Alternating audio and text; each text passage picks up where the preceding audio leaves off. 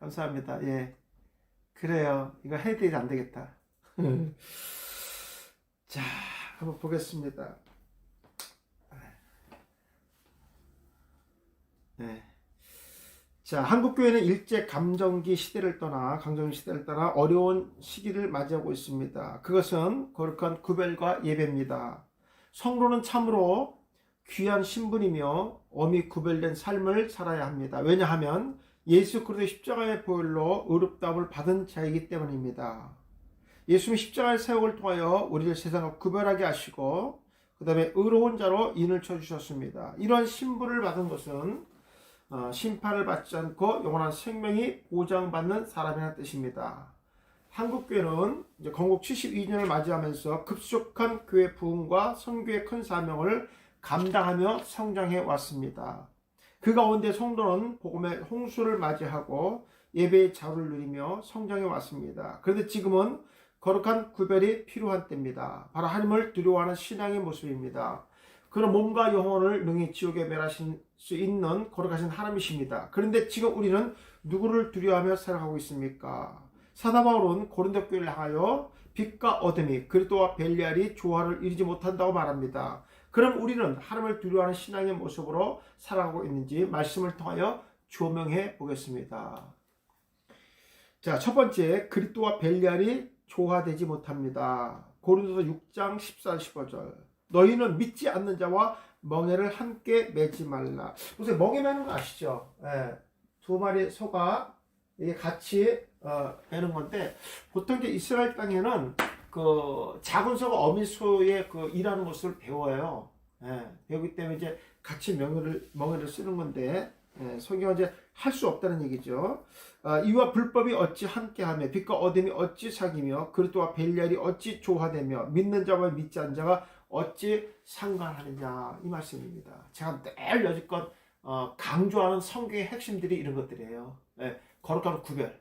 예. 뭐 이런 거에 대한 얘기는 제가 많이 했잖아요. 예수님께서 십자가에서 가시멜라 쓰는 것들 전부 구별이라고 얘기했고, 성경의 핵심은 구원에 관한 거, 중심은 예수 그리스도, 예수 그리스도의 사역은 거룩한 구별이라고 말씀드렸어요. 예. 자, 멍에를 함께 맨다라는 단어가 헤테로지게어입니다. 분사, 현재, 능동, 주격, 2인칭, 남성 복수로 되어 있습니다. 예. 이거 당연히 복수겠죠. 뭐 멍에를 두 마리가 지는 거니까요. 여기 보면 어울리지 않는 멍에를 매다. 기가 막히잖아요, 벌써 이거. 예. 근데 이 멍에가 뜻이 뭐냐? 어울리지 않는 멍에를 맨다는 거예요. 야, 정말 짝을 잘못 찢다. 야, 이런 단어가 있더라니까. 이런 단어가요. 예. 멍에를 함께 한다는 말이 이게 어울리지 않는 결혼을 한다는 거야. 이혼해야지 이거. 이혼해야 돼요. 이거 못 사는 거예요. 이거는요. 예, 미안합니다. 목사님께서 이런 말 하면 안 되는데 영적인 이혼을 얘기하는 거예요. 저더라고요. 예, 함께 할 수 없다는 얘기. 그 밖에에서 유래됐으며, 야, 이게요. 저울이란 뜻이에요. 저울. 어근에 들어가면요. 합성어인데 저울과 연합한다 이런 단어가 없어요. 저울. 이런 단어 정말 중요하거든요. 자, 바울은 믿지 않는 자와 어울리지 않는 멍에를 함께 매지 말라는 것입니다. 믿지 않는 자들은 대적자를 말하는 것입니다. 그들은 불신자요 하나님의 말씀을 강력하게 부정하며 구원받은 백성을 탄압하며 저울질을 하는 자들입니다. 그렇죠? 네 편 내 편 가르는 거잖아요. 저울질 해가지고요. 예.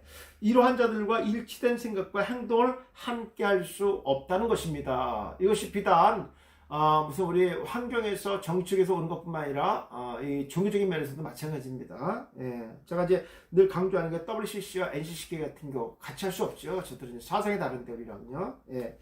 자, 소와 나귀가 함께 결의를 쟁기를 갈지 못하듯이 그 멍에는 믿음의 순수성을 저해하는 불신자와 어울리지 않는 결혼, 우상숭배, 도덕적 타락, 거짓 가르침과 그 밖에 어떠한 것과 연합할 수 없다는 것이며, 예수님의 십자가의 사역은 이러한 거룩한 것들을 거룩하게 구별해 놓으셨습니다. 아까 제가 말씀드렸던 그 가시라는 단어 속에서, 쿠추라는 단어 속에서 이런 의미가 있다고 말씀드렸죠.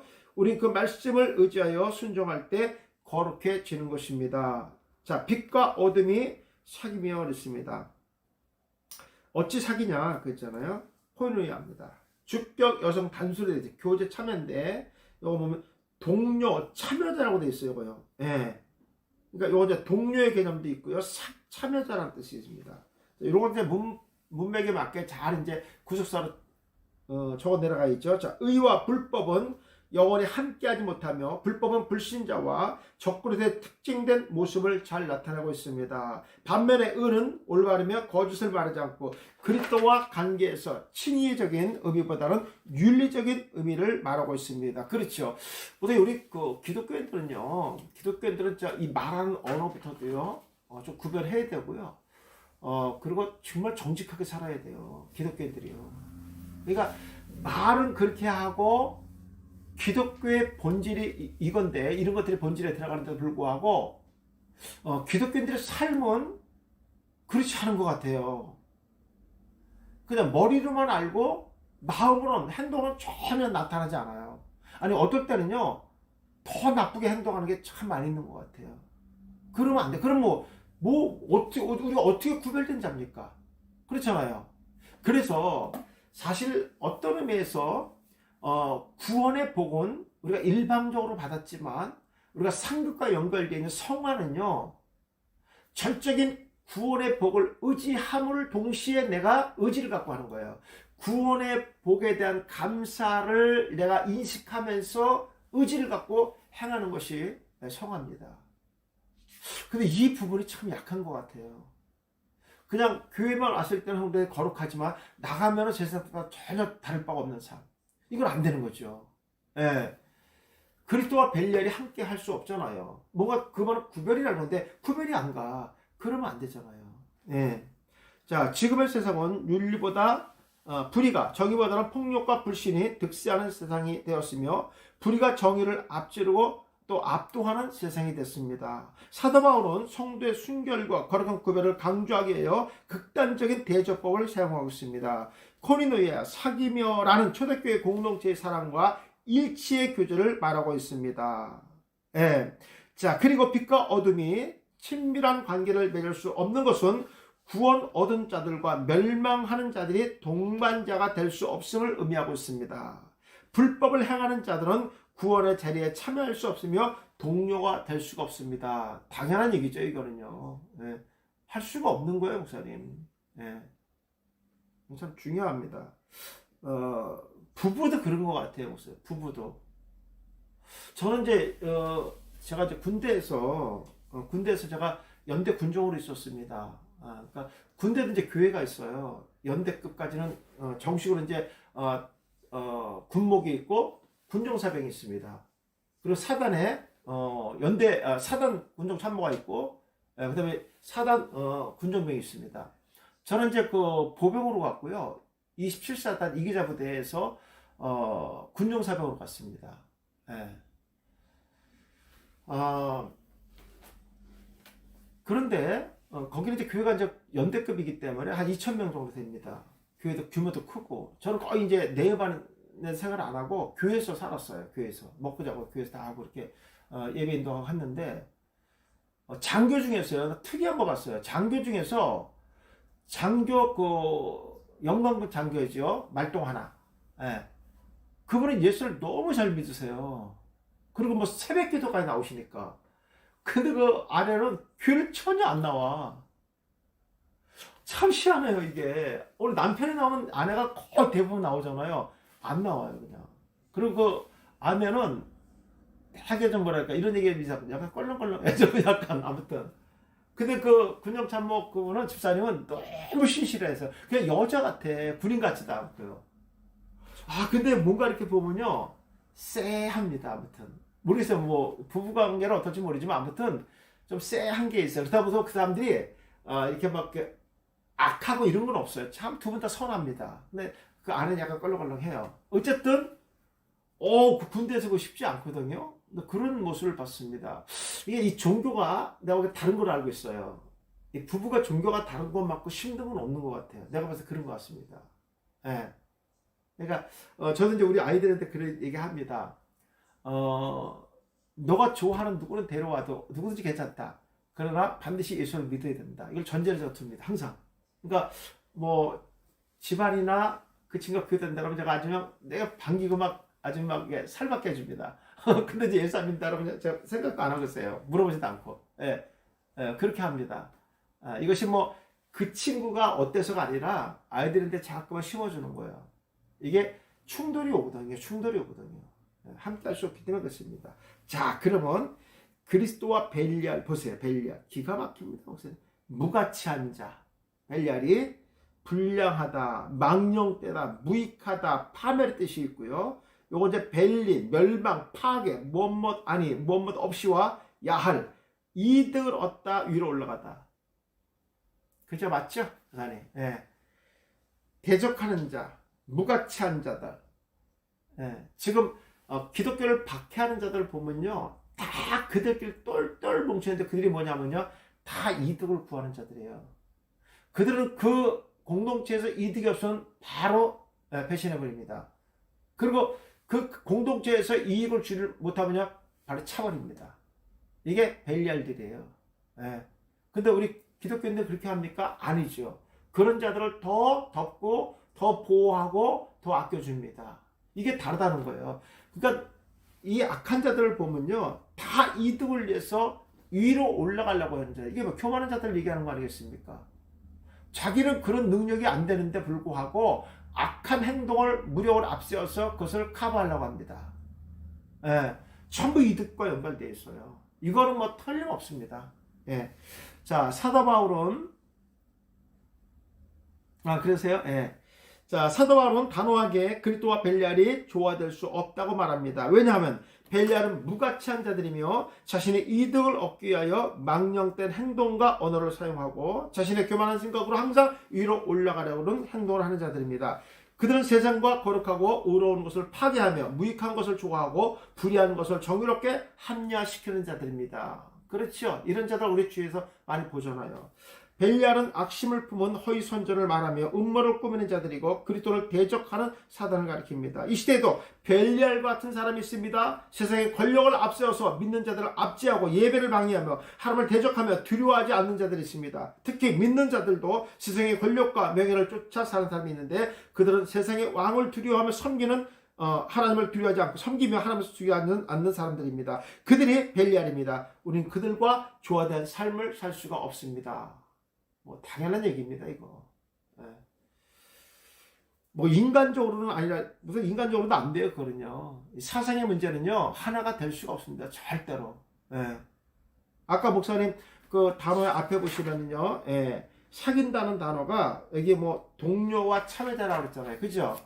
여러분 우리가 북한하고 우리는요 같은 동료의 관계가 아닙니다. 사상 자체가 다르다는 것은요, 이것은 우리가 이제 원수들은 살아갈 수 있지만 여러분 그 북한은 우리의 원수도 되지만 엄밀히 따면 적이에요. 적. 적대 관계입니다. 서로 죽이고 하는 이런 관계거든요. 이것은 동료로서 하나가 될 수 없어요. 정말 어렵습니다. 자, 믿지 않는 자가 어찌 상관하느냐, 이가 메리스입니다. 메리스. 여기 명사로 되어 있고요. 주격 여성 단수고요. 요건 이제 어근에 보면요, 메로스인데 파당을 짓는 거, 할당된 운명, 한 몫을 얻다, 무엇에 참여하다 이런 뜻입니다. 자, 믿는 자와 믿지 않는 자들은 근본적으로 병립할 수 없다. 이 말은 뭐냐면 나란히 할 수 없다는 거예요. 같은 동일선상에 서서 갈 수가 없다 이런 뜻입니다. 자, 한 곳을 바라볼 수 없어. 당연하죠. 무슨 한 곳을 바라보면 대적자가 아니에요. 그들은 다른 곳을 본다니까요. 다른 생각을 갖고 있다는 거예요. 같은 자리에 있어도요, 생각은 다른 생각을 하고 있어요. 예수 그리스도를 믿지 않는 자들은 불의한 파당을 짓고, 요거 나쁜 짓이에요, 요거. 파당을 짓고 할당된 불의를 채우며 살아가는 자들이며 언제나 자신의 욕심을 채우며 한 몫을 얻기 위하여 불의한 자리에 참여하는 자들입니다. 요거 틀림없습니다. 항상 불의한 자는 목적이 하나예요. 자기의 자리와 자기의 몫이 있기 때문에 입에 뭔가를 삼킬 수 있는 거 있기 때문에 그 자리에 있는 거예요. 그거 없으면 빨리 나옵니다. 사악한 자들입니다. 그러니까 이런 생각으로 뭉친 사람들은요 아주 뭐 물불 안 가리죠. 그러면요. 자, 반면에 믿는 자들은 악인의 꾀를 따르지 아니하며 죄인의 길에 서지 아니하며 오만한 자리 자리에 앉지 않습니다. 오직 진리를 따르며 의로운 길로 걸어가는 사람들입니다. 그리고 거룩한 구별된 삶을 의롭게 살아가는 사람들입니다. 우리는 믿음의 사람이요 의롭게 구별된 성도인 줄 믿으시기 바랍니다. 두 번째 보니까 하나님의 성전과 우상이 일치되지 못합니다. 하나님의 성전과 우상이 일치되지 못합니다. 16절 보니까 하나님의 성전과 우상이 어찌 일치가 되리요 우린 살아계신 하나님의 성전이라 우린 살아계신 하나님의 성전이라 이랬어요. 예. 제가 전에도 말씀드렸지만 요거 잘못 해석하시는 목사님들 되게 많으세요. 예. 지금 뭐 유튜브에 보면 그렇게 나오는 게 많아요. 우리 거룩한 성전인데 꼭 우리가 눈으로 보이는 교회, 유형의 교회에 나와서 꼭 예배 드려야 되느냐. 우리 자체가 예배인데 거룩한 전인데 그런 얘기가 아니고요. 성전이란 말은요. 구별을 얘기하는 거예요. 구별된 백성들을 얘기하는 거예요. 성전이 뭡니까? 구별된 장소잖아요. 거룩한 하나님이 이미 정해준 자들만 들어오지 아무나 들어오면 죽는 거예요. 오늘 우리가 성전에 가서는 구별된 사람들이 모이는 것이 교회입니다. 예. 하나님 그렇지 않았으면 성막을 왜 만들어줬겠어요? 그리고 이미 왜 성전을 만들어 하나님께 왜 드리고 거기서 하나님 만났겠어요? 하나님께 왜 교회를 세우셨겠어요? 예수를 통하여 거룩한 백성도 구별된 백성들이 교회에 모이는 거예요. 내가 교회에 나와서 반드시 예배 드려야 되는 것은요. 거룩하게 구별됐다는 거예요. 제가 며칠 전에 뭐 전화가 와서 제가 이제 받았어요. 임명호 목사님이 명성교회에서 수요일날 설교를 하셨는데 저한테 이제 끝나고 전화가 와서 그 얘기 하더라고요. 김사 목사님도 그 유튜브에 나와 있더라고요. 거기 현장에는 이제 그 지정된 사람만 들어왔어요. 지정된 사람만 예배를 드렸어요. 뭐 방송위원들이나 이렇게 하고 부교육자들하고 담임 목사님하고 사모님, 원로 목사님, 그리고 나머지는 이제 그래서 저 유튜브로 예배를 드리는데 온라인에 드리는데 한 우리가 2,000명 정도 이렇게 들어왔다 그러더라고요. 근데 놀라운 사실은요. 그럼 나머지 안 들었냐? 그게 아니라요. 명성교회 그 주차장 있죠. 거기에 다 찼답니다. 주차장이. 지하 주차장부터 5개 주차장 전부 뭘로 차냐면 차로요. 그럼 성도들이 전부 노트북 갖고 와서 거기 예배 드렸대요. 와, 대단하지 않아요? 그러니까 당신들이 이렇게 예배를 막아도 온라인 예배 해도요, 우린 교회 오겠다는 거예요. 그래갖고 주차장이 뭐 차량 다 꽉 찼다는 거예요. 그래서 그 안에서, 차 안에서 노트북 켜고 또 핸드폰 열고 이렇게 예배 드렸다는 거예요. 와, 정말 은혜 되지 않아요? 도전받지 않아요? 와, 그렇게 하라고 그거 하겠어요? 와, 그거 듣고는 정말 야, 정말 대단하다. 성도들이 대단하다. 성도들이 대단하다. 네. 그렇게 수요 예배인데 하여튼 꽉 찼다 그러더라고요. 하여튼 대단합니다. 하여튼. 네. 좋은 현상이죠. 네. 자, 두 번째 말씀 보겠습니다.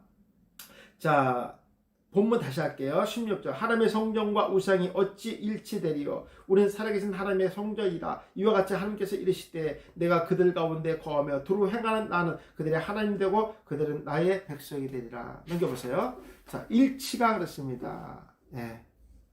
여기 이제 단수로 되어 있고요. 여성 단수입니다. 여성은 이제 수동의 의미가 있다 그랬죠. 수동의 의미. 찬성, 동의, 승인. 어근해 보시면요. 일치하다, 합의하다, 뭐 함께 아래주다, 뭐 이런 뜻도 있어요. 뭐 동의한다는 뜻도 있고요. 예. 보편적으로 이제 같이 들어가죠. 명사에도 동의, 그 다음에 동사에서는 동의한다. 이렇게 들어가는 거죠. 자, 사도 바울이 믿지 않는 자들과 멍해를 같이 하지 말라는 말이 본절에서 절정을 이룹니다. 예. 하나님의 성전과 우상이 일치될 수 없다는 것입니다. 일치란 말은 찬성 투표를 하여 승인한다 이런 뜻입니다. 예, 단어가 그렇게 썼으니까 하나님과 우상이 함께 동의한다는 것을 불가능한 것입니다. 그렇죠. 우리도 사회라는 구성원으로 살아가고 있습니다. 사회는 법과 질서를 구성하며 윤리를 따라 살아갑니다. 그런데 법과 질서가 무너지면 윤리도 함께 존재하지 않습니다. 오직 폭력과 불의가 정당화되며 정의는 고개를 들지 못하는 사회가 됩니다. 그러므로 믿는 자와 믿지 않는 자들이 진리 안에서 함께 아래에 놓일 수가 없습니다. 이거를 성도들이 인식을 해야 돼요. 인지를 해야 돼요. 예. 자, 성전 나왔습니다. 나왔어. 여기서 이제 역격 여성 단수로 되어 있죠. 성전, 신당, 신사, 성조 이런 뜻이고요. 요거는 이제 유래가 거주한다, 살아간다는 뜻이 있습니다. 요거 이제 바빌렉스에서 그대로 이제 캡처한 거예요, 제가요. 요거는요. 자, 하나님은 이스라엘 백성들을 만나기 위해서 성막을 주시고 그래서 온전한 만남이 이루어졌습니다. 이후에 이스라엘 백성들이 하나님을 만나기 위해 성전을 건축하고 하나님을 예배하는 장소가 되었던 것입니다. 그러니까 예배라는 만나의 개념이죠. 성전은 제물을 드리는 거기 때문에 동물 제사니까. 그런데 사도 바울의 문제 많은 고린도 교회를 하여 우리는 살아계신 하나님의 성전이라고 말한다는 것입니다. 우리란 말에는 사도들만 포함되는 것이 아니라 하나님의 부르심으로 거룩한 성도가 된 모든 교회를 포함하고 있습니다. 문제 많은 고린도 교회도 하나님의 성전이란 뜻입니다. 사도 바울이 말하는 하나님의 성전은 하나님이 거하시는 거룩한 처소이므로 우리도 성전이며 거룩한 성전인 성도는 하나님이 거하시는 거룩한 처소답게 거룩하고 세상과 구별된 삶을 살아야 한다는 것입니다. 이 얘기하는 거예요. 이 얘기요. 예. 자, 거하며 에너이케입니다. 야, 이런 말씀을 좀 들어야 될 사람들이 있죠. 예, 들어야 될 수 있습니다. 근데 무늬만 성도인 사람들은요, 이거 들으려고 하지 않죠. 예, 왜냐면 그 사람 나름대로 뭐가 이제 이권이 있기 때문에 그렇습니다. 이권이 우선이에요. 이권이 우선입니다. 그 사람은 인생에는요, 이권이 우선입니다. 하나님을 두려워하지 않죠. 하나님이 없는 거예요. 무늬만 그냥 교인입니다. 교인. 무늬만 성도고. 이권 때문에 그렇게 포기하지 않죠. 자기는. 네.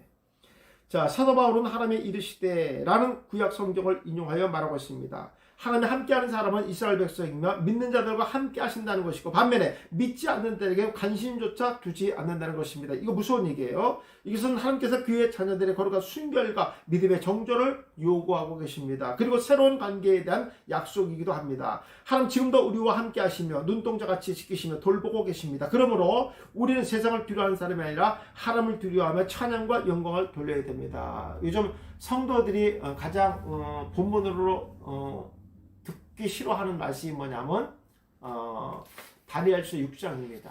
다니엘이 예루살렘을 향해서 하루 3번 기도하는 내용 있죠. 이 설교를 가장 꺼려한다 그러더라고요. 꺼려한다고 부담스러워한다는 거예요. 예. 이런 말씀 들으면 자기도 해야 되는데 못하니까. 예. 할 의지가 없으니까. 자, 나의 백성이 된다 그랬습니다. 라오스입니다.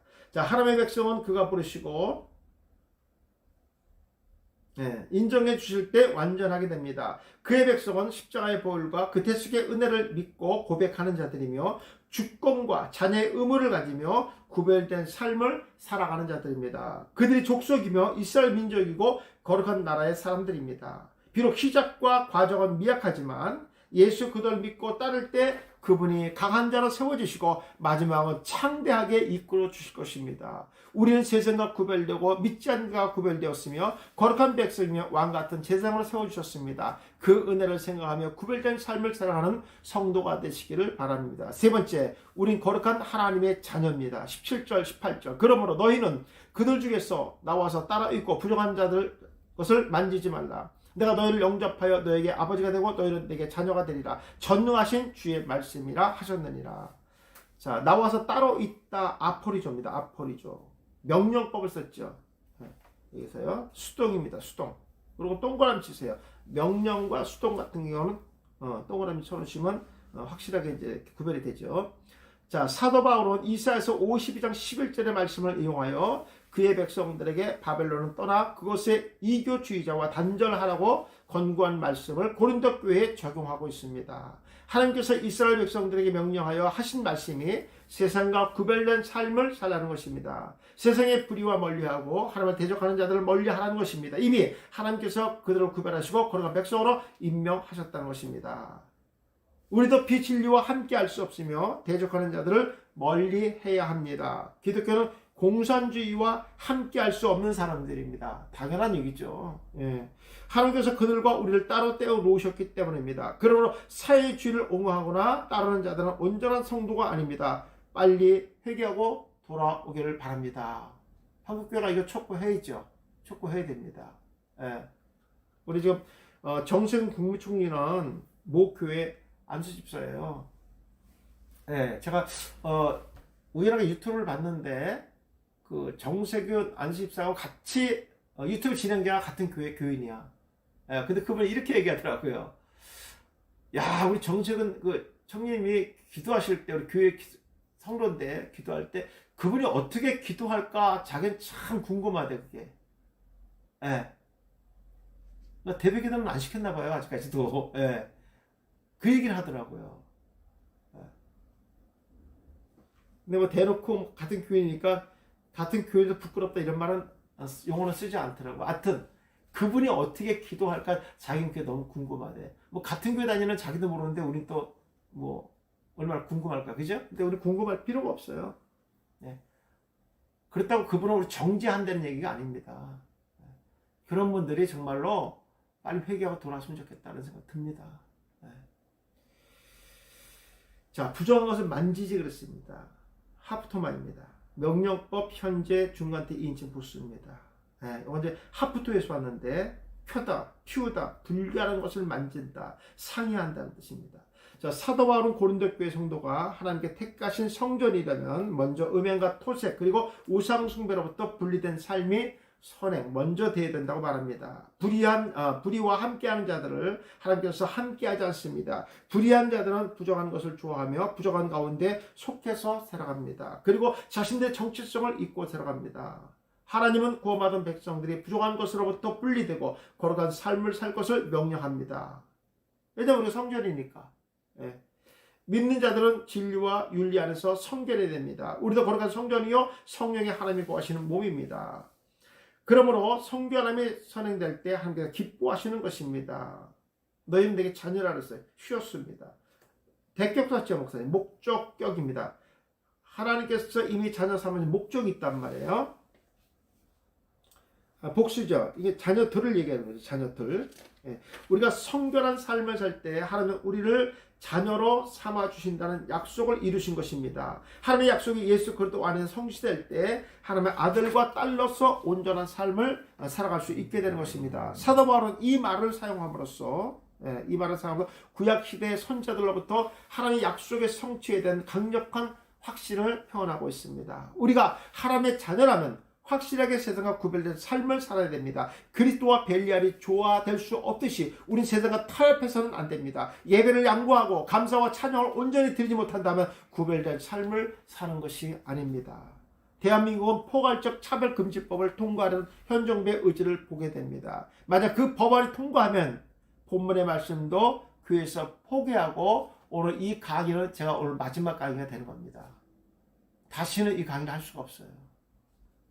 복음의 말씀으로 구별된 성도는 혈연, 지연, 학연을 따라서 복음으로 하나가 되고 불의와 타협하는 행동은 피해야 할 것입니다. 버젓이 하고 있잖아요. 버젓이. 제가 늘 말씀드리지만 하나님께서 이번 이 코로나19가요. 종식되면요. 이제 남는 건 하나밖에 없어요. 뭐 남냐면요. 그리스도와 벨리알로 딱 나눠집니다. 예.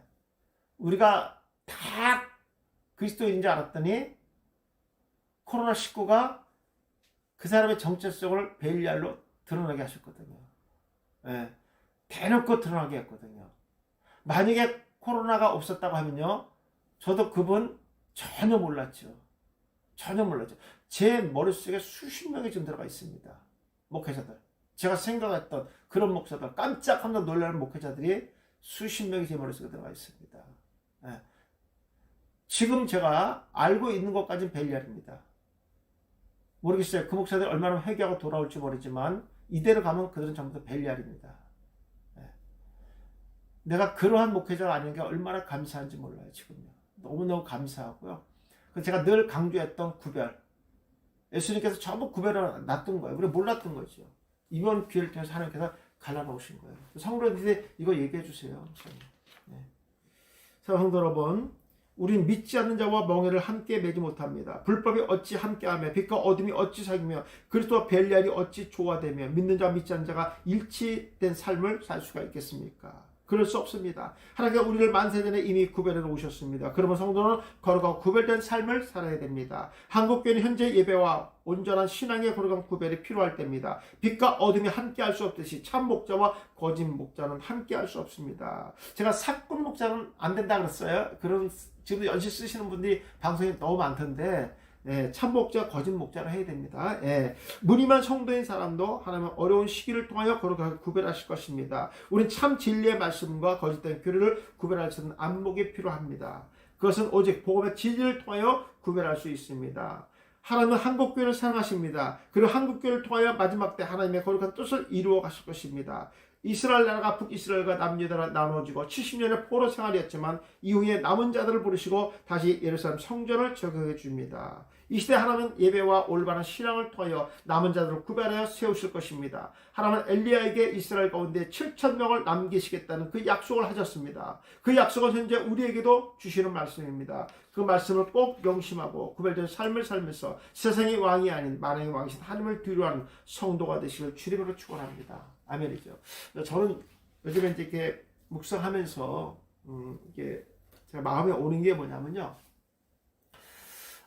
만약에 코로나가 끝나면은요, 종식되면요, 하나님께서 정말 이 복음의 말씀으로 무장된 목사님들을요, 반드시 드러낼 거라고 저는 믿고 있습니다. 그 주역들이 저는 우리 헬스대 공부하시는 목사님이라고 저는 믿고 있습니다. 저는 그런 확신과 또 말씀을 통해서 그런 믿음들이 생겼어요. 그리고 지금 보이지 않게 우리 헬스대 목사님들이 그런 역할들을 하고 그런 사역들을 하고 있습니다. 그리고 또 미국에서 코엔 신학대학에서 우리 헬스대들을 바라보는 이런 생각들은요, 과히 정말 엄청난 이런 계획들을 가지고 있습니다. 그래서 하나님께서 이번 기회를 통해서 큰 역사가 있을 거로 저는 기대하고 있고요. 그런 것들을 지금 기대하면서 제가 준비하고 있습니다. 목사님도 같이 좀 동참해 주시고요. 함께 왔으면 좋겠고요. 목사님 지금은 점프하면서 움츠린다 생각하세요. 반드시 점프합니다. 역사가 반드시 일어날 겁니다. 이대로 끝나지 않아요. 하나님께서 우리 헬스들을 통해서 이 공부 준비시켰을 거라고 저는 믿고 있습니다. 하여튼 이제 그런 마음이 말씀을 연구하면서 많이 들어왔어요. 요즘에 유달리 많이 들어와요. 이거예요. 지금 제가요. 마음에 확신들이 너무 많이 들어오는데 한 틈씩 무슨 뜻이 있을 거라고 저는 보고 있습니다. 아무튼 제가 신납니다. 요즘에. 자, 하나 더 보겠습니다. 요거는 이제 어떤 목사님이 한 5개월 전에 저한테 부탁한 말씀인데 제가 설교를 한 3, 4개월씩 다 만들어 놨기 때문에 바꿀 수가 없어서 늦게 하다 보니까 마지막까지 왔어요. 오래 넘길 수가 없어서 실시기의 기도입니다.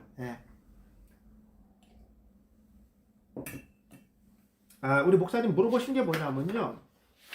마지막 절 한번 보세요. 3페이지. 열왕기하 20장 6절에서 7절입니다. 제가 이거부터 읽어드릴게요. 3페이지 실시기의 기도 열왕기하 20장 6절에서 7절 마지막 7절입니다. 위에 6절부터 읽을게요. 내가 내 날에 50년을 더할 것이며 내가 너와 내 성을 아스르 왕 손에서 구원하고 내가 나를 위하여 내 종 다윗을 위함으로 이 성을 보호하리라 하셨다 하셨더라. 이사야가 이르되 무화과 반죽을 가져오라 하매 무리가 가져다가 그 상처에 놓으니 나았다. 이거 물어본 거예요. 왜 무화과 반죽을 가져오라 했을까? 이게 어떤 의미가 있습니까? 근데 이것을 상처에 갖다 놨는데 왜 놨습니까? 이걸 물어본 거예요. 그래서 제가 요거는 이제 요거만 풀 수가 없어서 이 앞에 걸 쭉 같이 이렇게 풀어서 마지막 결론을 뒤에서 이렇게 냈습니다. 물론 단어를 보면 되겠죠. 그 속에 의미가 있다는 걸 제가 말씀드리겠습니다. 자, 열왕기하 20장 1절 7절입니다. 그래서 이 서론은 그냥 안 할게요. 왜냐하면 밑에 있는 본문을 제가 요약한 거기 때문에 서론은 안 하고요. 바로 들어갑니다. 히스기야 기도. 첫째, 히스기야가 병들어 죽게 되매 통곡의 기도를 드립니다. 자, 1절 3절. 그때 히스기야가 병들어 죽게 되매 아모스의 아들 선지자가 이사야가 그에게 나와서 그에게 이르되 여호와의 말씀이 너는 집을 정리하라 내가 죽고 살지 못하리라 하셨나니 히스기야가 낯을 벽을 피하여 향하여 여호와께 기도하여 이르되 여호와여 구하오니 내가 진실로 진심으로 주 앞에 행하여 주께서 보시기에 선하게 행한 것을 기억하옵소서 하고 히스기야가 심히 통곡했다. 자, 병들었다는 게 목사님 완료로 들었어요. 문법이요. 칼 완료예요. 누가 이제 병들게 한 것도 아니고 그냥 뭐 스스로 진 거죠. 칼. 이게 병이 온 거예요. 자, 근데 완료로 병들었으니까 어떤 병이죠? 네, 못 고치는 병입니다. 완료니까. 네, 그렇게 보셔야 돼요. 근데 또 뭐 중상을 입혔다 이렇게 되어 있어요. 중상을 입은 병이다 이런 얘기예요. 그러니까 인간의 의술로 고칠 수 있는 걸 넘었다는 얘기잖아요. 그렇죠? 예. 자, 그때 북이스라엘에 아수르의 침공과 관련이 있었으며, 그때라는 거예요. 뭐 그때 그예요. 그때 이제 침공과 연관되어 있는 거죠. 그때 히스기야가 죽을 병이 들었다는 것입니다. 그 병은 인간의 의술로 고칠 수 없는 병입니다. 그렇죠. 여기도 뭐 죽고 살 수가 없다고 말씀했으니까 문법에 정확히 완료로 되어 있잖아요. 예. 자, 히스기야 여호와는 나의 힘이라는 이름의 뜻입니다. 그러니까 이름처럼 사는 거예요. 예. 그러니까 이름은 정체성입니다. 그러니까 이름을 잘 풀어야 돼요. 단어를요. 자, 그의 이름처럼 히스기야의 병은 연약한 자의 모습을 볼 수 있습니다. 여호와의 힘을 구하는 병을 암시하며 그가 중상을 입어 약하고 슬픔에 빠져 있지만 여호와 앞에 간절히 기도를 드리게 될 것을 의미하고 있습니다. 기도는 하나님의 하게 하시는 수동적 의미도 있지만 이것도 있습니다. 강조 수동도 있지만 오늘 십필동사도 있어요. 십필동사. 왜냐면 이건 사역의 의미잖아요. 사역은 누가 시키는 걸 사역이라 하잖아요. 그렇죠? 예, 그러니까 이게 수동의 의미도 있지만 수동 쪽에 십필도 들어간다. 사역의 의미도 있다. 이렇게 보시면 되겠고요. 자신이 스스로 구하는 능동의 기도가 있습니다. 기도는 두 가지 방법이에요. 수동에 하게 하시는 것과 내가 스스로 하는 기도가 있죠. 수동의 기도는 하나님의 뜻을 위하여 역사하심을 나타내고 있습니다. 히스기야의 병은 기도와 연관이 되어 있음을 알 수 있습니다. 그래서 이제 이게 무슨 말인지 아시죠? 그러니까 제가 왜 수동과 능동의 기도를 얘기하냐면요. 그리고 히스기야 병은 기도와 연관이 되어 있다는 것은요. 하나님과 연관이 되어 있다는 얘기예요, 지금요. 그런 얘기입니다. 뭐 이런 건 알고 계시겠죠? 예. 자, 벽을 향했다. 싸마볼을 썼습니다. 쉽더러 쉽필. 보세요. 이게 쉽필 동사라니까요? 그러니까 벽을 향해서 지금 히스기야 기도하는 것도 누구와 연관이 하나님과 연관되어 있다고요. 그러니까 제가 쉽필은 시켜서 하는 거니까 수동의 의미도 있다는 아닙니다. 하나님이 하게 하신다 이런 뜻입니다. 수동은 아닙니다. 이거는요. 예, 왜냐하면 사역 능동이기 때문에. 예. 자, 그 다음에 이제 여기 이제 CW가 있으니까 완료를 바꿔야 되겠죠. 미완료로 완료를 바꿔야 되겠죠. 히스기야는 엘리야 선지자를 통하여 사망 선고를 받고 즉시 반응을 보이며 여호와께 기도드립니다. 그런 문제의 해결이 여호와께 있음을 알았습니다. 예, 그래서 십필동사로 향하잖아요. 하나님 뜻을 구하는 것이거든요. 그가 벽을 향하여 기도한다는 것은 여호와를 향한 강력한 자신의 의지를 나타냅니다. 당연하죠. 십필이니까 목사님. 사역 이건 의지예요. 의지. 하나님의 뜻을 통한 자신의 의지. 이게 사역 수동 능동입니다. 예. 그러니까 하나님이 하게 하시는 것을 알고 의지를 갖고 기도하는 거예요. 이해하시겠죠? 예. 이건 이렇게 풀어야 됩니다. 자, 히스기야는 주위를 둘러보거나 조언을 취하지 않습니다. 이거니까 능동이니까. 예. 왜냐하면 생사화복이 여호와께 있기 때문입니다. 왜 그렇습니까? 하나님이 하게 하신 거니까. 자, 히스기야 기도는 세상으로부터 돌아와 자신 생각과 마음을 여호와께 옮겨서 죄를 자복하고 무릎을 꿇으며 크게 뉘우치는 마음으로 여호와께 고쳐주실 것을 간절히 구하는 것입니다. 그가 벽을 향하여 구하는 기도는 하나님의 역사심을 통하여 이루어진 기도이며 하나님께서 그의 병을 떠나게 하실 것을 의미하고 있습니다. 십필로 기도하게 하셨으니까. 예, 아주 중요한 얘기예요. 그래서 이런 것들은요, 문법에서. 자, 선왕의 행하신 것을 기억해달라고 이제 얘기합니다. 예. 이건 MM이니까 앞에 건 명령법이라 간청이죠. 간청. 예, 예. 히스기야는 지금까지 자신의 여호와까지 향했던 신실하게 함과 선하게 신앙을 상기시켜야 할 것을 기억하면서 간청합니다. 그게 뭐였습니까? 우상 타파죠. 우상을 타파하고 무너진 제단을 다시 수치겠죠. 그리고 뭐 안식일이 아니죠. 유월절을 절기를 제정했죠. 이거 기억해달라는 거예요, 지금요. 예. 기억해달라는 겁니다. 자, 자신의 삶의 신실함에 있었던 것은 다시 한번 말할게요. 우상 타파와 무너진 제단을 다시 수축했잖아요. 그죠? 그리고 유월절을 지정했다는 거. 이거 기억해달라고 지금 히스기야가 기도하는 거죠. 히스기야는 그가 구원받은 백성으로서 율법의 말씀을 마음에 두고 전심으로 순종했으며 그의 순종은 하나님의 은혜와 믿음 없이는 불가능함을 호소합니다. 기도도 너무 잘하잖아요. 예. 자, 그러나 자신의 행실을 보자가 없는 것이지만 하나님 앞에 선하게 행동했음을 상기시킵니다. 이런 기도를 하는 거예요. 이런 기도를 해야 됩니다. 예. 여기 보면 상기하다, 마음에 두다, 칭송하다, 소문, 분양하다, 기념하다는 뜻을 갖고 있었잖아요. 그죠? 예. 자, 통곡하더라 박하입니다. 박하 말을 들어보지 않았어요? 예, 돌무화가 박하잖아요. 그죠? 예, 박하, 뽕나무, 박하. 애국하다, 통곡하다, 비탈에 쌓였다. 이런 뜻이거든요. 히스기야는 그냥 설렁설렁 한 것이 아니라 박하라는 단어를 썼단 말이에요. 정말 죽음과 연관이 되어 있는 거예요, 이거는요. 마지막 정말 막 장이 꼬일 정도로 막 짠해서 하는 기도죠. 네, 이런 기도. 히스기야는 유다의 왕입니다. 그런데 그는 하나 앞에서 비탈의 눈물을 흘리며 큰 소리로 울며 계속해서 슬퍼합니다. 왜냐하면 계속해서 했다고 CW니까 계속의 의미와 즉시라는 의미가 있잖아요. 이거는 이제 통곡한 것이 즉시 한 번 한 것이 아니라 지속적으로 했다. 이렇게 해석을 해야 되겠죠. 예.